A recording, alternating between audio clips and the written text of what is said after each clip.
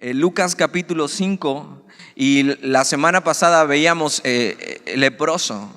Jesús tiene un encuentro con este hombre leproso.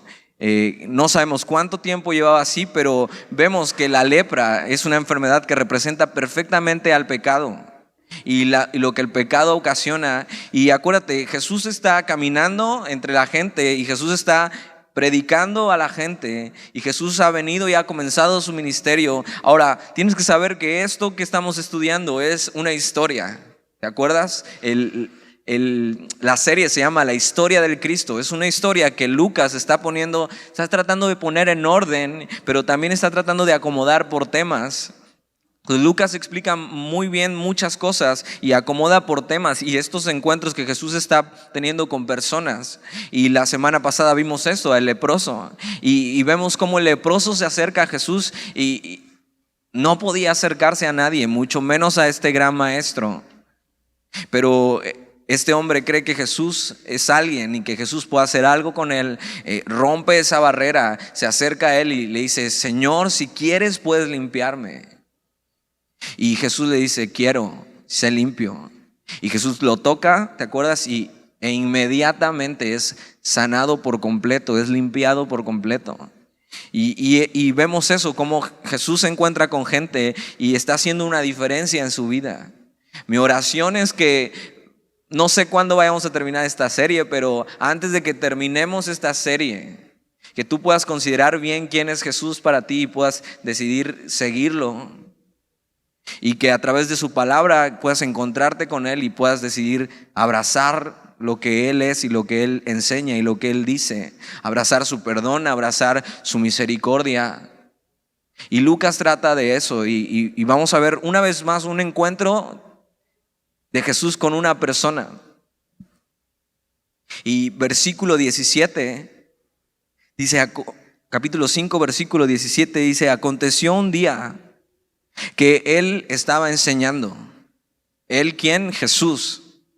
Ahora, hasta ahora hemos visto que varias veces vemos que dice que Jesús estaba enseñando, pero hasta ahora te das cuenta que no hemos visto ninguna enseñanza de Jesús. ¿Qué enseñaría Jesús? ¿Qué estaba enseñando Jesús?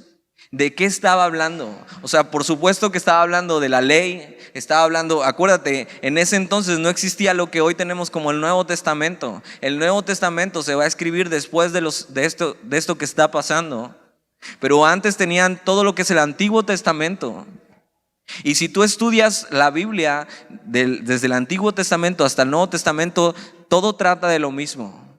Es la historia del hombre, cómo simplemente decide abandonar a Dios, y la historia de un Dios que quiere reconciliarse con Él a través de Jesús. Eso es la Biblia. De eso tratan todas las historias, de eso trata cada capítulo y cada versículo, tratando diferentes temas, pero eso es. Y seguramente Jesús estaba enseñando, y claro que estaba enseñando las Escrituras, pero no sabemos, hasta ahorita no hemos llegado a una enseñanza. ¿Cómo decía? ¿Cómo hablaba? Ahora, ya no falta mucho para llegar cuando Jesús enseña las bienaventuranzas. En el capítulo 6 vamos a estar hablando de las enseñanzas de Jesús y cómo Jesús enseña y cómo estaba enseñando aquí, pero aquí simplemente nos dice que Él estaba enseñando. Ahora, enseñaba el carácter de Dios, enseñaba qué decía el Antiguo Testamento acerca de Dios, enseñaba de Él mismo, porque Él mismo era Dios. Y Él está enseñando y es su principal motivo, ¿te acuerdas? Él está sanando también, pero su principal razón para estar ahí es enseñar, mostrar el carácter de Dios, mostrar el amor de Dios, mostrar la misericordia de Dios. Entonces aconteció un día que Él estaba enseñando y estaban sentados los fariseos y doctores de la ley. Y si tienes tiempo yendo a una iglesia, has escuchado esta palabra de fariseos. Seguramente lo has escuchado mucho, a lo mejor hasta la has usado en tu vocabulario. Si tienes tiempo en la iglesia, decir: ese es un fariseo. Pero fariseo lo que significa es separado. Ese es su significado literal, separado. Un fariseo, que era lo mismo que un maestro de la ley, era una secta ellos se llamaban así porque se consideraban separados. Ahora, ¿qué hacían estos fariseos para considerarse separados? Bueno, estos hombres eran celosos de la ley, celosos del Antiguo Testamento, celosos del Pentateuco. Ellos eran unos obedientes a la ley, pero externamente. Ante los ojos de todos ellos eran muy obedientes, eran muy correctos, eran muy rectos. Pero por dentro ellos se sentían superiores a los demás por eso. Y debes de tener cuidado con eso. Puede ser que estés caminando con Dios y simplemente no estés tropezando en algo evidente a tu vida, pero que veas a los demás y te consideres superior que ellos, porque tú haces o no haces ciertas cosas. Estos fariseos eran este tipo de personas que se consideraban mejor que otros, que se consideraban dignos porque tenían conductas correctas, porque eran moralmente correctos, porque externamente parecía que eran muy buenos. Pero vamos a ver más adelante cómo estos fariseos, Jesús les llama sepulcros blanqueados. Por fuera puede ser que se vea muy bien un sepulcro, cuando lo pintas de blanco, le pones algo blanco, pero al final sigue siendo un sepulcro y por dentro lo que hay es algo podrido y algo muerto. Y estos fariseos, vamos a ver que van a ser uno de los principales enemigos de Jesús. Y esta secta de los fariseos se consideraban separados de todo lo demás, de todo lo que ellos llamaban profano o inmundo. Ellos pensaban esto, que debías ser obediente para que Dios te amara. Y debes tener cuidado con eso. De repente la gente piensa esto, que necesitas primero cambiar tu vida y ser obediente para poder acercarte a Dios y entonces Dios te va a amar. O que si eres mucho más obediente que otros, Dios te va a amar más. Y eso no es así. Ellos pensaban que debías ser obediente para que Dios te amara, pero vamos a ver que la enseñanza de Jesús es totalmente diferente. Es que Dios ya nos ha amado. Y seguramente te sabes Juan 3:16. De tal manera amó Dios al mundo. O sea, Él nos amó antes de que tú y yo pudiéramos ser obedientes.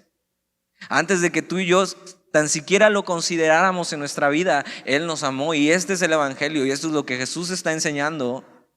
Pero ellos pensaban todo lo contrario. No, mira, primero tienes que ser correcto y primero tienes que ser muy obediente y luego Dios te va a amar.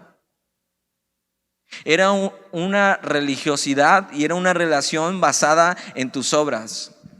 Ahora, eso es muy común hoy en día, pero también es muy peligroso porque si te basas en una relación con Dios por tus obras, cuando todo lo haces bien y te va súper bien y tienes ganas, todo va a estar acá arriba y te vas a sentir muy amado por Dios y te vas a sentir que todo está súper bien. Pero entonces cuando la riegas, tu ánimo va a estar en el suelo y no te vas a sentir digno de Él. Ellos pensaban que por hacer ciertas cosas y cumplir ciertas cosas de la ley, se hacían dignos de Dios. Y nadie es digno de Dios. Entonces estos fariseos y doctores de la ley estaban sentados donde Jesús estaba enseñando. Ahora, por supuesto que a ellos no les interesaba aprender nada de Jesús. Ellos estaban sentados ahí simplemente viendo y juzgando y diciendo, a ver en qué se equivoca Jesús, a ver qué tropiezo encontramos en Él, a ver qué falla tiene para acusarle y que deje de estar haciendo lo que está haciendo. Estos hombres, vamos a ver que venían desde muy lejos siguiendo a Jesús para encontrar un tropiezo en Él. Mira, versículo 17. Aconteció un día que Él estaba enseñando y estaban sentados los fariseos y doctores de la ley, los cuales habían venido de todas las aldeas de Galilea y de Judea y Jerusalén, y el poder del Señor estaba con Él para sanar. Entonces entre su público de Jesús estaban estos hombres. Y cuando vemos en la Biblia, normalmente cuando se refiere a un fariseo, se refiere a un hipócrita. Alguien que externamente parece ser muy bueno, pero por dentro no tiene nada que ver como es por fuera. Y están sentados ahí mientras Jesús está enseñando y dice que el poder del Señor estaba con él para sanar. Ahora, el poder de Dios siempre estaba con Jesús, pero no siempre Jesús hacía milagros y maravillas. Hubo muchas personas que no fueron sanadas. Y estos hombres estaban sentados ahí, versículo 18. Ellos lo que querían era ponerle una trampa a Jesús. Querían buscar dónde se equivocaba. Querían buscar dónde estaba el error en esto. Versículo 18. Y sucedió que unos hombres que traían en un lecho a un hombre que estaba paralítico, procuraban llevarle adentro y ponerle delante de él. ¿Alguien sabe aquí qué es un lecho? ¿No? Ok, un lecho es coloquialmente en ese entonces lo que se le llamaba una cama. Entonces hay un hombre que es paralítico y hay unos hombres que traen a este hombre paralítico que no puede caminar, no puede moverse por sí propio, por su propio pie, lo traen en un lecho. Esto era como una tipo camilla. ¿Has visto las camillas de los paramédicos de la Cruz Roja? Espero que nunca te hayan subido a alguna. Pero era un tipo camilla como de palos donde lo traían. Y fíjate, estos hombres traían a este hombre que no podía caminar. Y mira lo que procuraban hacer, lo que buscaban hacer. La palabra paralítico es alguien que está paralizado, que no puede moverse por sí mismo. Posiblemente estaba paralizado de la cintura para abajo, o posiblemente estaba paralizado hasta el cuello. Pero él no podía ir por sí mismo a Jesús. Y vemos que unos hombres le traen con todo y lecho cargando, y lo que buscan es llevarle adentro de donde Jesús está enseñando y ponerle delante de él. Ellos seguramente habían escuchado quién era Jesús, las cosas que hacía. Ahora podemos suponer por la historia que estos hombres que llevan a este hombre paralítico son sus amigos. Porque, ¿por qué otra razón lo llevarían cargando hasta donde está Jesús? Ellos han escuchado de Jesús, han oído sus milagros y saben que este hombre necesita estar delante de Jesús. Ahora, una buena pregunta aquí es: ¿cuántas personas tú has acercado a Jesús? Estos hombres, lo que vemos es que posiblemente este paralítico era su amigo. Ellos han escuchado de Jesús, seguramente creen en Jesús y saben lo que puede hacer con él. Ven la necesidad de este paralítico y lo que hacen es tratar de llevarlo delante de Jesús. Ahora, ¿cuántas personas hay allá afuera que necesitan encontrarse con Jesús? ¿Y cuántas personas has traído tú delante de Jesús? Es una buena pregunta. Dices, bueno, pero yo no tengo ningún amigo paralítico. Pero hay muchas personas y muchos amigos con los que convives diario en tu escuela o en tus vecinos, que si bien pueden caminar bien y no necesitas andarlos cargando en una camilla, su condición espiritual es como la de este paralítico. Una persona que no puede avanzar por sí sola. Una persona que no puede mover ni dar un paso en su vida. Una persona que no puede acercarse ni siquiera sola a Jesús. Dices, entonces creo que sí tengo algunos amigos paralíticos. Esto es interesante porque vemos que estos hombres seguramente creen que Jesús puede hacer algo con él. Y al ver la condición de este hombre y al creer lo que Jesús puede hacer con él, ellos no van a dudar en tratar de hacer todo lo posible por acercarse, por acercarlo a él. Y a veces una cosa que que como joven no te deja acercar a alguien, es un poco pena, es ¿qué van a decir de mí? Seguramente me va a decir que no. Pero lo que no sabemos es que hay mucha gente con necesidad allá afuera, en tus círculos sociales. Más, si seguramente conoces a alguien de la escuela que está pasando por una situación difícil y tú sabes quién puede ayudarle. Y simplemente hasta ahora posiblemente sabes quién puede ayudarle, sabes que tiene un problema difícil, pero no lo has acercado a Jesús. Hay gente que está lista. Hay gente que sí le vas a tener que estar una y otra vez invitando, y que a pesar de su condición te va a decir que no. Pero hay gente que está esperando eso en su vida, que no sabe exactamente qué es lo que necesita, pero que cuando esté delante de Jesús va a decir: esto necesitaba. Y es cuestión hasta de vida o muerte. ¿Cómo no vamos a traer gente delante de Jesús si sabemos que Él es el único que puede ayudarlos? Y por supuesto que estos hombres se encuentran con dificultades para traerlo. Vas a ver que tienen que romper muchas barreras para poder traerlo. Porque podrías poner las excusas que quieras para decir: es que no sé cómo. No sé cómo decirle, me da pena. Pero mira lo que pasa en el versículo 19. Pero no hallando cómo hacerlo a causa de la multitud. Esta podría ser tu excusa: es que no encuentro cómo traerlos, no se me ocurre nada.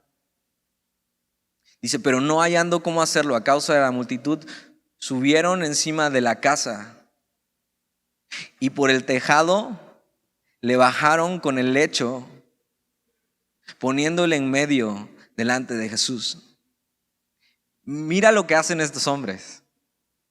Ellos tratan de ponerle delante de Jesús, pero simplemente está lleno y no pueden acercarlo delante de él. Seguramente era un lugar no tan chico, pero estaba abarrotado de gente.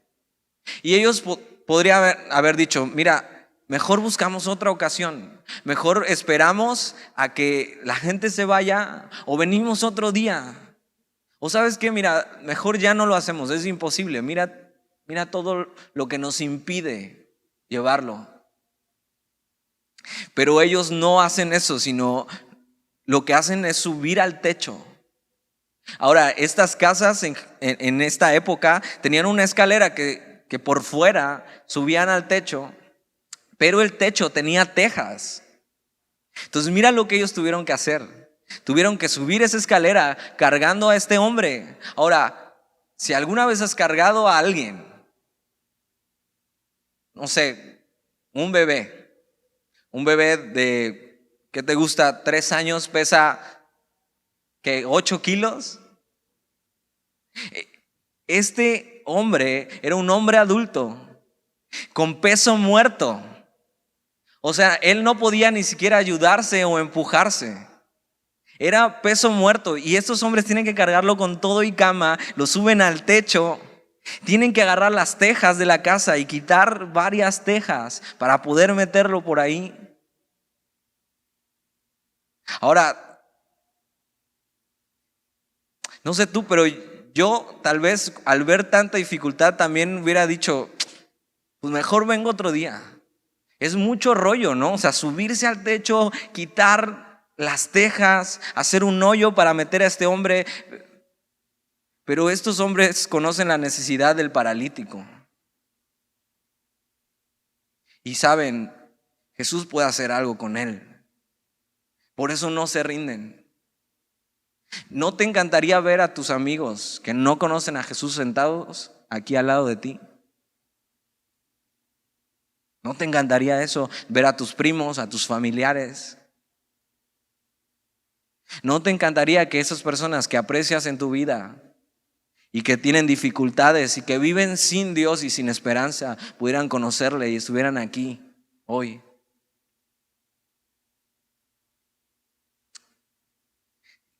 Ellos conocen quién es Jesús y no se van a rendir hasta traerlos delante de Él, y hacen hasta lo imposible. Saben, Jesús puede hacer algo con él. Y estos hombres, lo que vemos es que son fuertes. No solo fuertes físicamente para cargarlos, sino fuertes espiritualmente. Están decididos. También son firmes en su fe. Decir, estoy seguro que Jesús puede hacer algo con él. Estos hombres seguro oraban o pedían a Dios por este paralítico, porque si no, ¿por qué esforzarse tanto? Y estos hombres sobre todo creen que Jesús puede hacer algo. Y creen en Jesús y saben, o sea, si no es hoy, no es nunca. Ahora, posiblemente tú conociste a Jesús por un amigo. Yo conozco mucha gente así, que simplemente un día alguien los invitó, un amigo los invitó. Y ese día Dios los rescató y transformó su vida, y de ser paralíticos espirituales, hoy pueden caminar firmes con Jesús. Entonces ellos lo que hacen es desmontan una parte del techo de tejas, lo cargan, lo ponen delante de Jesús, saben que Jesús hará algo. Ahora ellos saben que no hay vuelta atrás, porque mira, ellos están arriba del techo y lo bajan, y bajarlo es difícil, pero subirlo desde la altura del techo a pulso, jalándolo así, es casi imposible. Entonces ellos están decididos y tienen fe en que lo van a bajar, y ese hombre va a salir caminando de ahí. Porque si no, sería casi imposible subirlo a pulso desde la altura donde están, con las cuerdas, en peso muerto. Ellos dicen, tenemos que llevar a este hombre delante de Jesús. Ahora vamos a ver lo que hace Jesús en el versículo 20. Al ver él la fe de ellos. Y mira cómo dice eso. Al ver él, Jesús, la fe de ellos.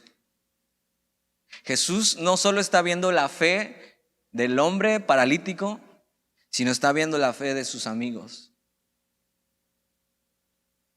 Por supuesto que nadie puede ser salvo por la fe de otro, pero por la fe de amigos, mucha gente se ha acercado a Jesús y Jesús los ha salvado.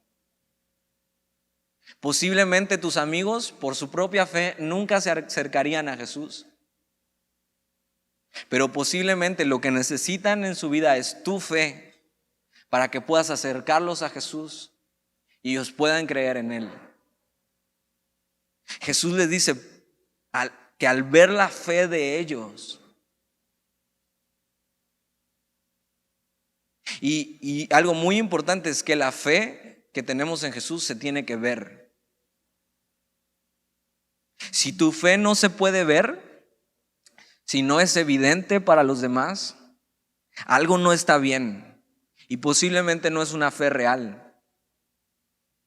La fe de ellos se ve, de estos hombres, porque mira todo lo que están haciendo. Están subiendo al techo, cargando a este hombre peso muerto en su camilla, bajándolo delante de Dios. Esa es una fe que se ve. Dices, ¿esos hombres creen realmente que Jesús puede hacer algo con ese paralítico?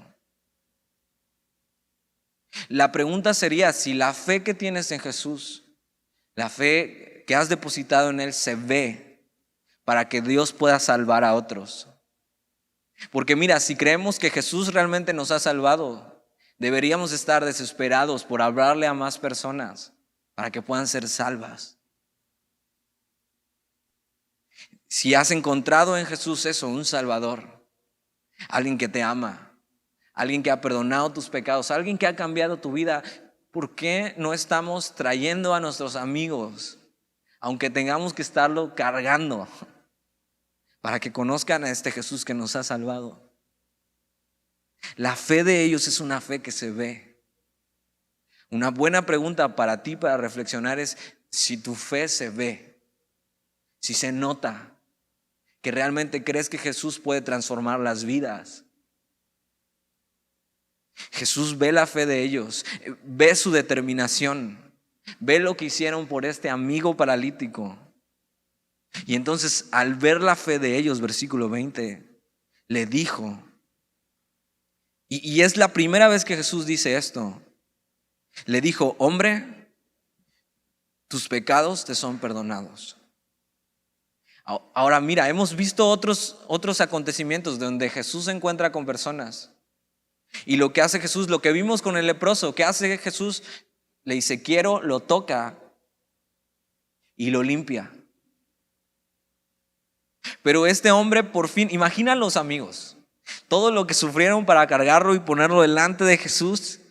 Y dicen: ahora sí, Jesús lo va a levantar. O sea, nos los vamos a llevar de aquí, vamos a irnos corriendo y caminando. Y cuando por fin está delante de Jesús, los amigos están desde arriba viendo. Ya lo va a sanar, ya lo va a tocar como con el paralítico, como con el leproso. Y dice que Jesús ve la fe de ellos, seguramente vio cómo lo bajaban. O sea, imagínate, todos están sorprendidos. Imagínate que de aquí de repente bajaran un cuate colgado así. Dirías: ¿qué está pasando aquí? Y Jesús ve la fe de ellos y no le dice: levántate y anda. Le dice: hombre, tus pecados te son perdonados. Ahora, posiblemente los amigos, la intención que tenían era: o sea, Señor, te lo trajimos para que lo levantaras. O sea, ¿cómo que tus pecados te son perdonados? Y Jesús le dice eso: hombre, tus pecados te son perdonados.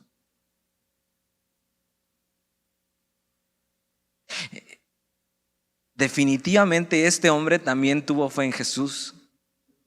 No solo la fe de sus amigos, sino este hombre tuvo que tener fe en quién era este Jesús.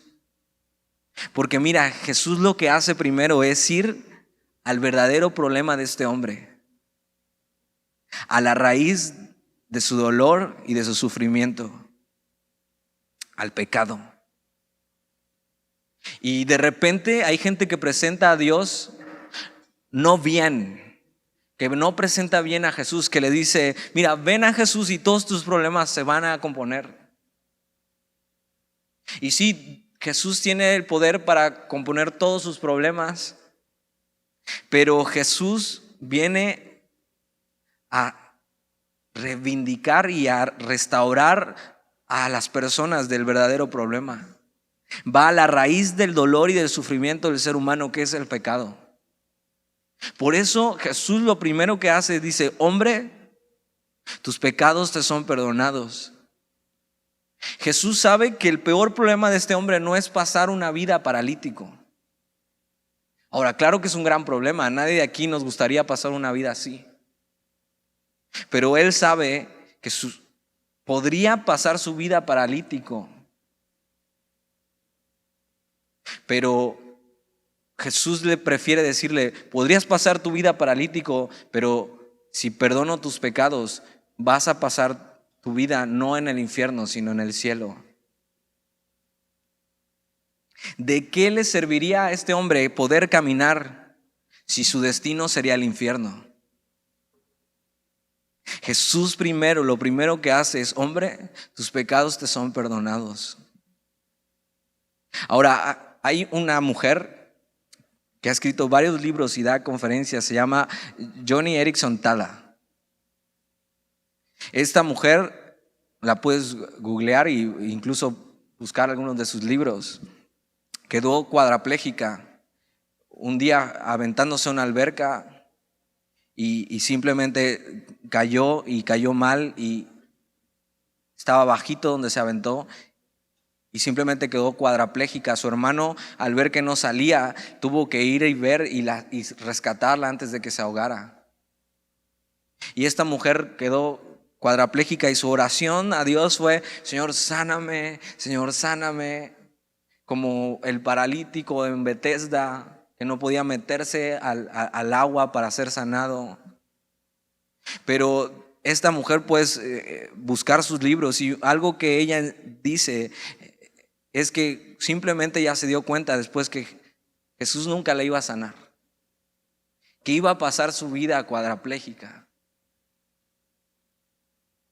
Y ella enseña algo acerca de esto, del sufrimiento, del dolor. Dice que cuando sufres, cuando pasas por un acontecimiento así doloroso, físico, externo, cuando sufres, es una señal para recordar que Jesús te rescató del sufrimiento eterno.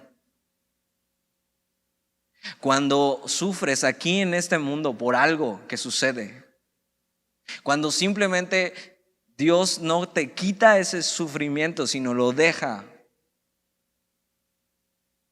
pero te salva y perdona tus pecados, es para recordar que ese sufrimiento que sientes sin que Jesús hubiera perdonado tus pecados sería el infierno, y el infierno sería un sufrimiento eterno. Hay gente que nunca es sanada por Dios. Hay gente que vive su vida enferma. Hay gente que muere siendo cristiana y caminando bien con Dios de una enfermedad terrible. Porque Jesús sabe, si lo sano, un día va a volver a morir. Pero si perdono sus pecados, va a tener vida eterna. Pero mira lo que pasa en el versículo 21. Entonces los escribas y los fariseos, ¿te acuerdas? Estos hombres religiosos comenzaron a cavilar diciendo: ¿quién es este que habla blasfemias? ¿Quién puede perdonar pecados sino solo Dios? Acuérdate, estos hombres están buscando un tropiezo en Jesús.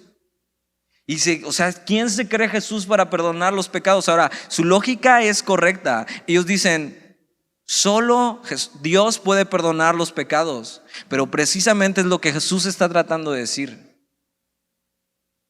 Jesús con esto está diciendo: yo soy Dios. Yo tengo el poder para perdonar los pecados.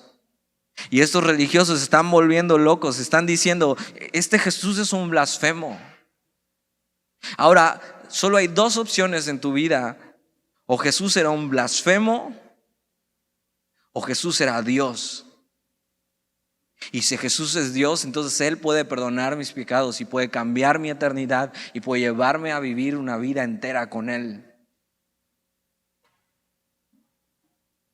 Entiende esto, tu mayor problema se resuelve no cuando Jesús soluciona tu situación, sino cuando Jesús perdona tus pecados, cuando Jesús decide entregarse por ti para que tengas un nuevo destino.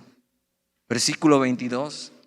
Jesús entonces, conociendo los pensamientos de ellos, respondiendo les dijo: ¿qué caviláis en vuestros corazones?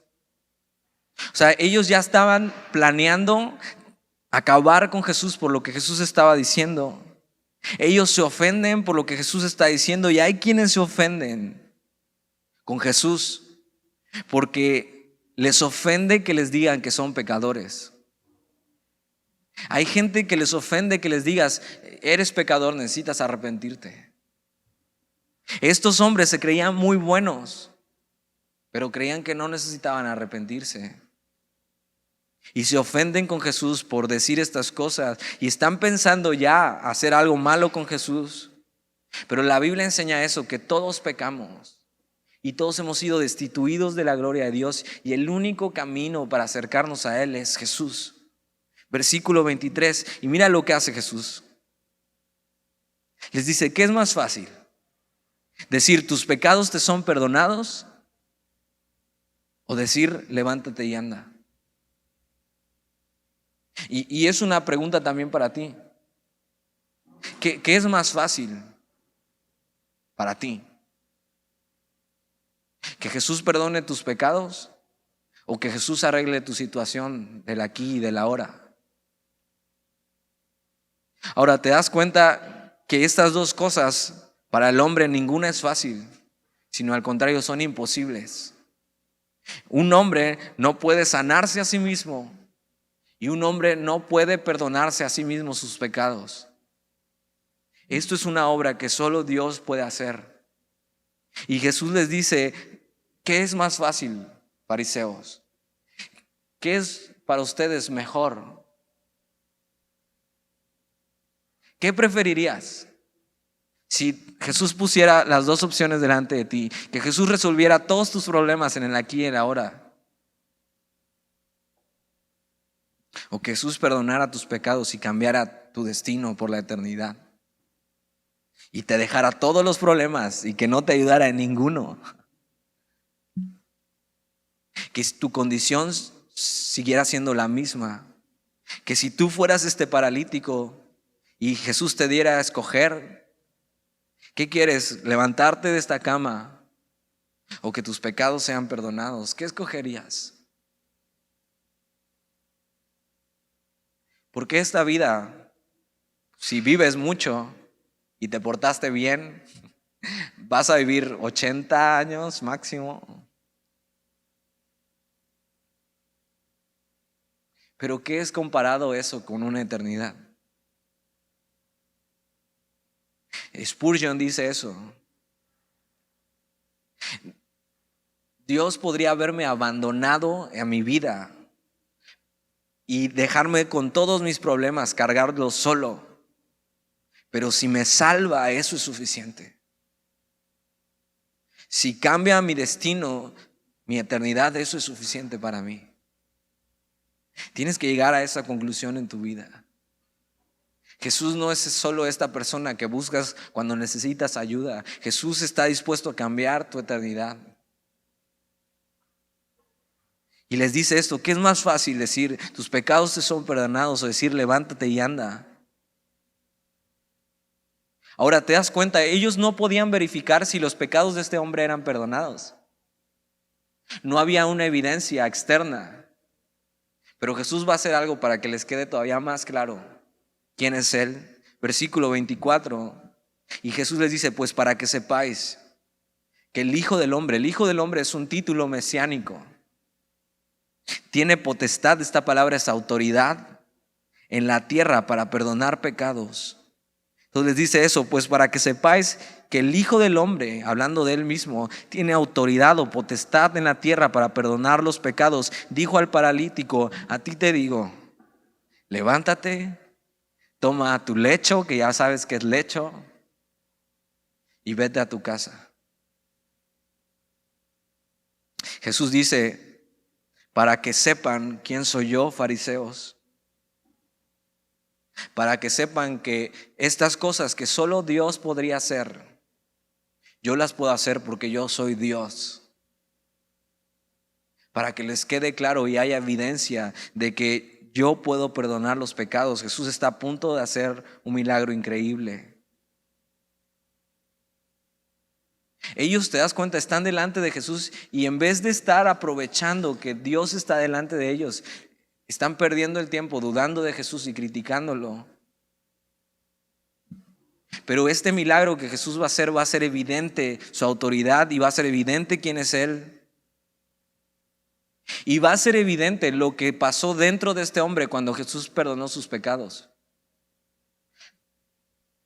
Va a aliviar ese dolor externo que al perdonar los pecados fue el interno.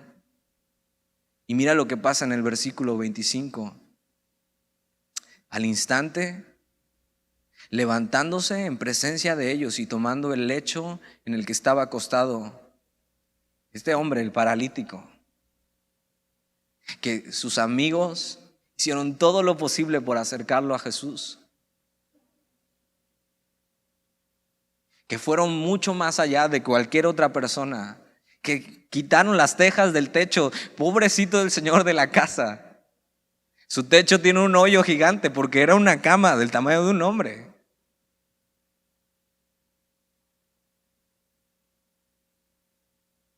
Pero al final te das cuenta, valió la pena. Al final, estos hombres que pusieron toda su confianza en Jesús, que apostaron todas sus fichas por Jesús para decir: este hombre puede cambiar la vida de mi amigo, y mi amigo necesita encontrarse con Jesús. Al final valió toda la pena, y no porque lo levantó, sino porque todos sus pecados fueron borrados y en ese entonces él tenía una nueva vida. Imagina esto: Jesús no lo levanta, lo deja en su lecho, pero le dice, tus pecados te son perdonados. Y ya, dice, ok, llévenselo, súbanlo. Y subiendo, se les cae y este hombre se muere.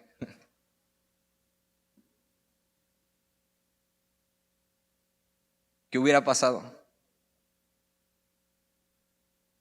Ese hombre estaría al momento de morir completamente sano delante de la presencia de Dios, porque su eternidad ya había sido cambiada porque Jesús perdonó sus pecados. Pero no pasa eso, sino Jesús hace evidente lo que pasó dentro de él, hacer un milagro externo. Y el versículo 25 dice que al instante, levantándose en presencia de ellos y tomando el lecho en que estaba acostado. O sea, imagínate a este hombre cargando su camilla. Sus pies fueron afirmados, su columna que posiblemente no podía mantener derecha, por fin podía pararse y hasta cargar su lecho, cargando su cama.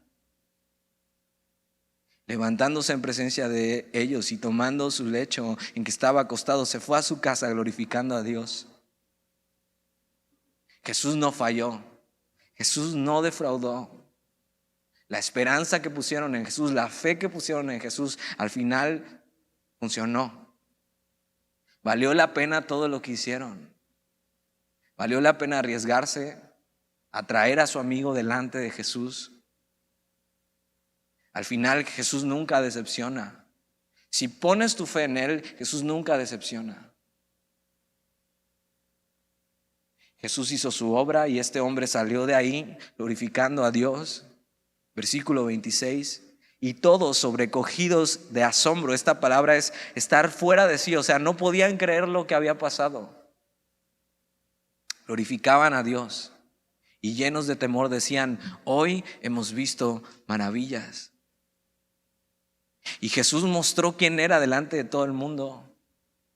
Pero si algo podemos aprender de esto, es que si tú y yo realmente hemos creído en Jesús, si realmente hemos encontrado en Él perdón, gracia, misericordia, una nueva vida, ¿por qué no estamos siendo como estos hombres? Y estamos trayendo gente delante de Él para que pase lo mismo que pasó con nosotros. ¿No crees que a Jesús le encantaría hacer algo con tus amigos? Con las personas que te rodean que lo necesitan. ¿No crees que a Jesús le encantaría hacer lo mismo que hizo contigo con los demás? ¿No crees que Jesús tenga el poder para obrar con esas personas que dices, híjole, este nunca vendría conmigo a la iglesia? Pero ¿y si lo cargas como al hombre en el lecho? Te lo echas al hombro, dices, vamos, necesitas a Jesús. Él me salvó a mí, perdonó mis pecados y también te puede salvar a ti.